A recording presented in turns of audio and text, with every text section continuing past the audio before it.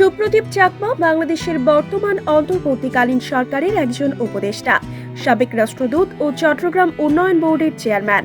সুপ্রদীপ চাকমা 1961 সালে খাগড়াছড়ি জেলার সদর উপজেলার কমলছড়ি গ্রামে জন্মগ্রহণ করেন। তিনি ঢাকা বিশ্ববিদ্যালয়ের মার্কেটিং বিভাগ থেকে 1982 সালে স্নাতক এবং 1983 সালে স্নাতকোত্তর ডিগ্রি সম্পন্ন করেন। তার স্ত্রী নন্দিতা চাকমা এবং তার দুটি সন্তান রয়েছে। সুপ্রদীপ চাকমা সপ্তম বিসিএস এর মাধ্যমে সরকারি চাকরিতে যোগ দেন। মেক্সিকো ও ভিয়েতনামে বাংলাদেশের রাষ্ট্রদূত ছিলেন সুপ্রদীপ চাকমা। এছাড়া রাবাত, ব্রাসেলস, আঙ্কারা এবং কলম্বোর বাংলাদেশ মিশনে তিনি বিভিন্ন পদে দায়িত্ব পালন করেছেন।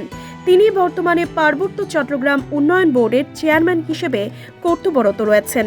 2023 সালের 24 জুলাই জনপ্রশাসন মন্ত্রণালয়ের এক প্রজ্ঞাপনে 2 বছরের জন্য সচিব পদমর্যাদায় পার্বত্য চট্টগ্রাম উন্নয়ন বোর্ডের চেয়ারম্যান হিসেবে সুপ্রদীপ চাকমাকে দায়িত্ব দেওয়া হয়।